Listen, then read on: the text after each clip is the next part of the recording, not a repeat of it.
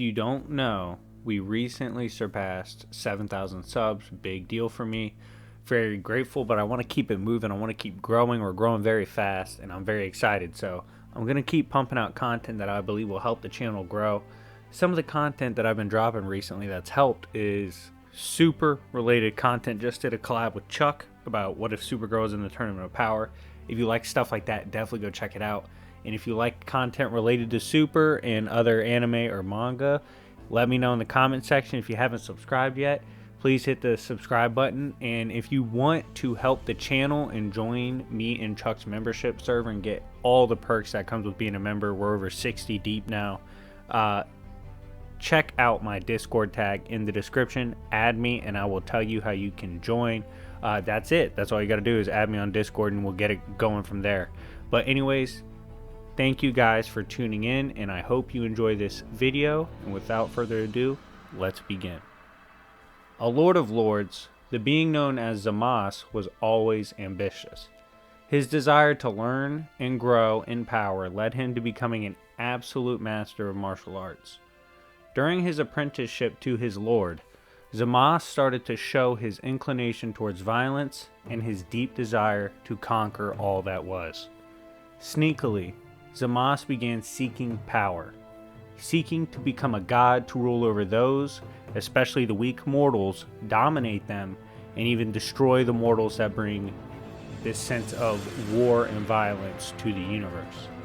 This very desire led Zamasu to skipping timelines, seeking ways to undermine the hierarchies of each universe. He eventually merged with another version of himself, seeking godhood. As a result, Zamasu at one point took the body of alternate timeline Goku, gaining the rep as the infamous Goku Black. This Goku Black, who of course would go on to become Infinite Merge Zamasu, later coined at his peak, meets his end at the hands of Zeno, who erased him. Now I know this is called Goku Black, but of course we will be observing him at his peak as well. Born some time ago on a desolate planet, Mongul was once a proud ruler of his empire and his people. However, as they often do, a holy man set problems in the midst of his rule. His people soon rose up against his cruel dictatorship, and Mongul was forced to flee his own home world. Once gone, this is when it is theorized that Mongul acquired his newfound prowess and power. Mongul would then go on to form War World, a massive warmongering planetoid vessel that even dwarfs other planets. This is how Mongul chooses to bring his love of war across the universe. The version of Mongul observed today is Mongul Senior, the classic version. This will not be the jobber version. This version, I feel, doesn't get enough love in versus battles or power scaling, and he is a truly tough villain for anyone to deal with, so this is a great time to showcase what he is capable of. This battle to me was a simple one to come up with. Both characters are underrated villains in their own universes that get either too short of stories and runs or unsatisfactory story time and ending. I enjoy the escapades of both even though they're limited. Both are intelligent aliens with a sense of superiority to the mortals of their universe. With that in mind, this battle will feature two of the most formidable villains from their universes. Goku Black, the fallen Lord of Lords, versus Mongul, the Lord of War. Let's begin. First, we will break down Goku Black. As previously noted, Goku Black's background includes time as a well-learned Lord of Lords. At this time, Zamasu became an absolute monster as a martial artist, and he was said to have reached the pinnacle of martial arts skill. Still, Zamasu desired more, and he moved to pair his skill with power. As early as chapter 14, we see how scary of a combatant Goku Black truly is. He shows up, menacing the likes of a horrified and damaged future Trunks. We soon find out that his beef with future Trunks actually dates back quite a bit, and this isn't their first encounter. At this point, Goku Black was already beginning his temporal terrorist activities. Slapping around and bullying this version of Trunks is no laughing matter and is not a bad feat. When he met up with the main universe roster, untransformed Trunks was capable of pressuring Goku into transforming into Super Saiyan 3. Then, a transformed Trunks was able to force Goku into God mode. Given the data, base Trunks should be well over universal, given Super Goku had trained to slap Buu level beings. Base Goku Black at his worst was far beyond Trunks, which is absolutely insane. Something to consider as a possible ability of Goku Black is the overpowering of another for their body. We saw he reassembled Goku's body as a mortal vessel, so this is an interesting question to pose. Because of his just now getting used to his vessel, Goku Black has a wild ability to grow in power mid-combat as he constantly grows and adjusts, and this growth in power is significantly superior to even Goku and Vegeta, who have very good Zenkais. The prowess of early Goku Black is confirmed when Trunks himself affirms that even with the addition of new training and prep, he could still really do nothing to stop Goku Black.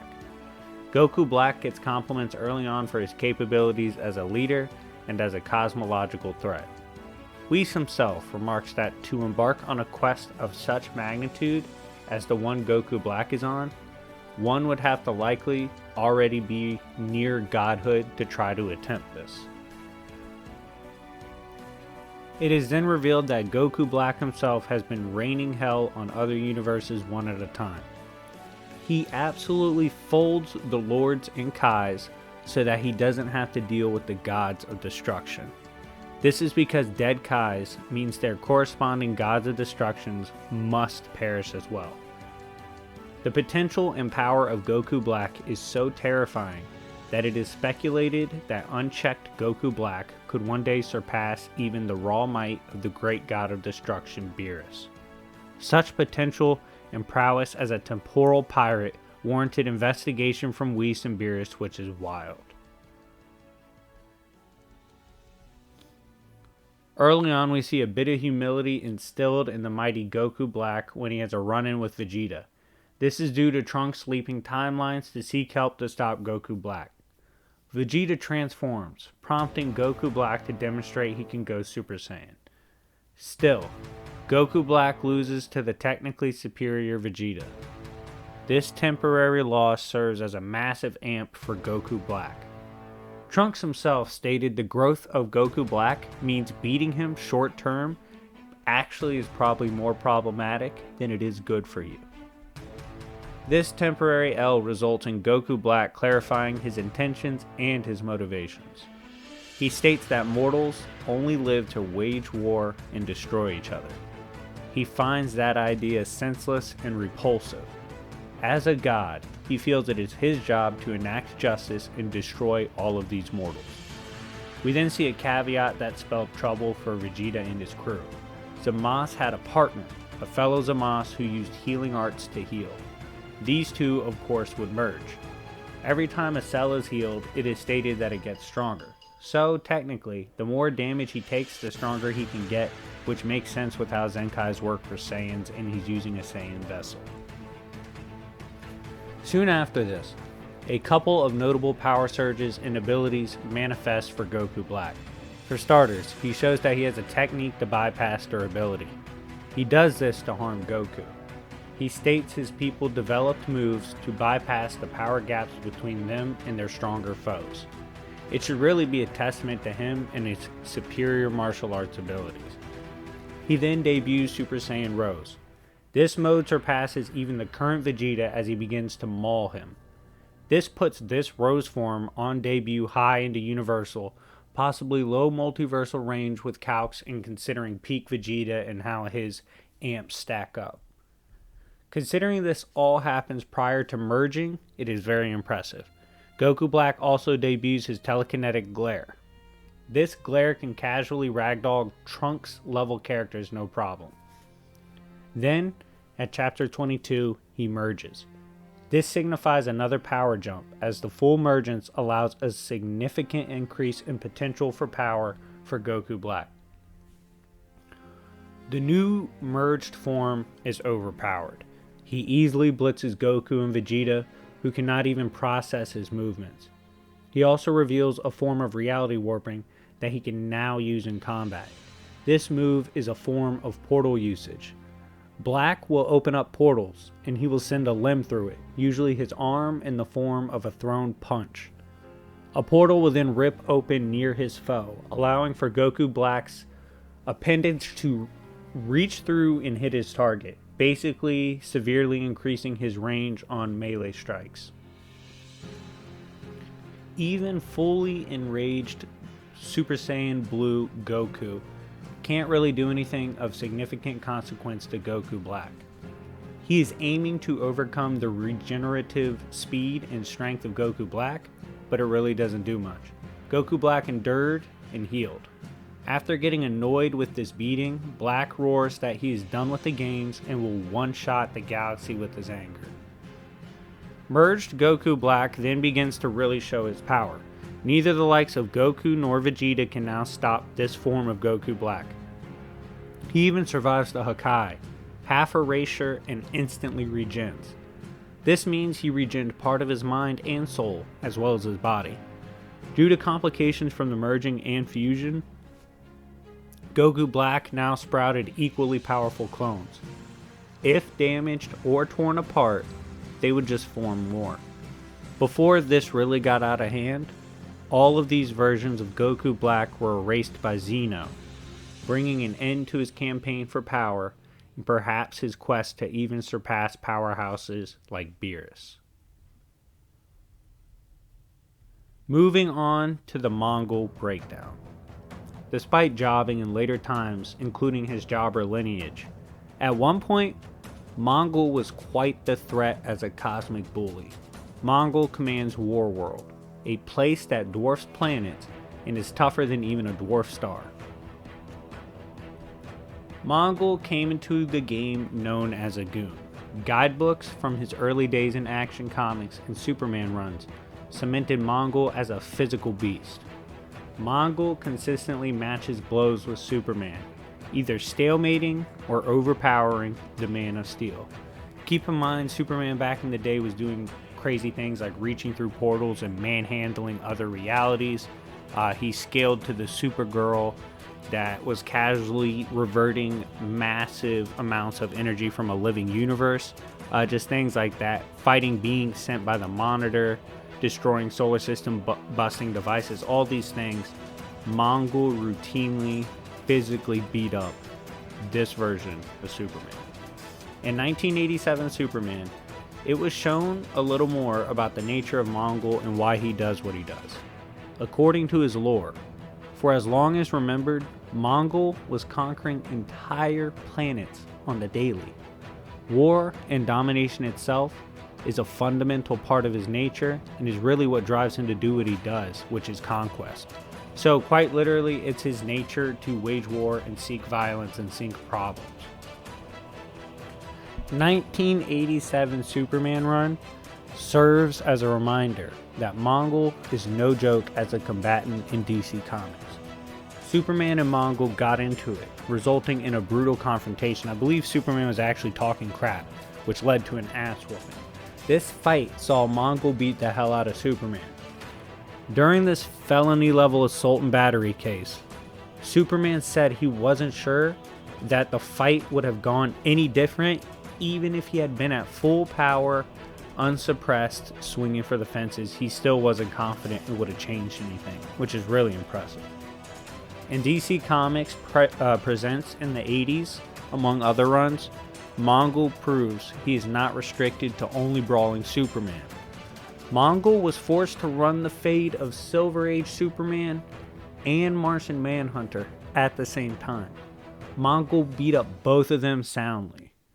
Mongul did prove later on that this feat is quite consistent, as he once again mauled Martian Manhunter, proving they were not the same level as combatants at all. However, the reign of terror for Mongul does not end there. He later on has a run-in with Superman and Starman.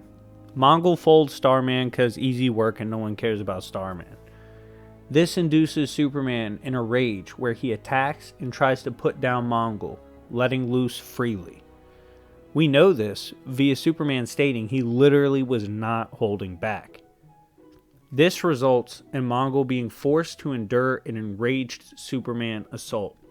He does, and not only does he tank it, but he proceeds to beat up Superman pretty easily. One Superman annual saw Mongul bring some noise to the Hall of Justice. At the Hall of Justice, Wonder Woman awaited him, armed with one of the weapons the League had stored there, probably confiscated during some crazy mission. Mongul breaches the hall and runs into the armed Wonder Woman. Wonder Woman lets loose with the gun, which we assume is above her own attack potency, because why else would she be using it? Mongul walks through the attack potency of the gun and beats up Wonder Woman pretty easily. Kyle Rayner himself, the Green Lantern, had a brutal run-in with Mongul once. This occurred because of mistaken identity. Mongul confused Kyle Rayner with Hal Jordan, one of his noteworthy ops. This resulted in a brawl between the two. Kyle had no answer for Mongul and pretty quickly was overwhelmed by the power. This is impressive because Kyle Rayner has put up fights against Parallax before, yet was helpless here. Speaking of his op, Mongul had a run-in with Hal once before in the Lantern's own run. This resulted in a brutal back and forth brawl. The result had Hal's knee and arm shattered at the hands of the brutal Mongul, who has taken his time to torture and try to break the will of Hal. If it wasn't for a huge willpower amp, Hal would have for sure been dead in this encounter. It was pretty bad. However, Mongul isn't only restricted to physical battles. On his chest resides a device capable of extreme energy blasts. These blasts can reduce organic beings to complete ash. One solid hit from the ray on his chest completely incapacitated Silver Age Superman. Mongul also has travel and movement hacks. That is, the villain has shown he is capable of instant travel. This he can use to manipulate his combative movements and blitz foes of the Superman caliber. Finally, Mongul carried reality warping cubes on him and could use them whenever he needed to. These cubes shrink the target and imprison them in the reality warping cube. This even worked on Superman, who has inherent resistance to reality warping and molecular manipulation, making this device lethal if it's used correctly on the right foe. So, we have both characters laid out. Like I said, both underrated villains from each verse. Who do I think wins? Well, physicality-wise, I have to favor Mongul. Consistently scaled above Silver Age Superman. Beat the crap out of him. Would beat him up even when he had backup from similar physical characters. So I do favor the physical department to Mongul. Really what it comes down to in this battle for me, looking at win conditions, it's one for each side. The one on Mongul's side says he's smart, presses early, figures out that peak merge Zamasu / Goku Black can make clones that are just as strong, and uses the cubes to trap him, BFR, and win. We look at the win condition for the other character, the other side.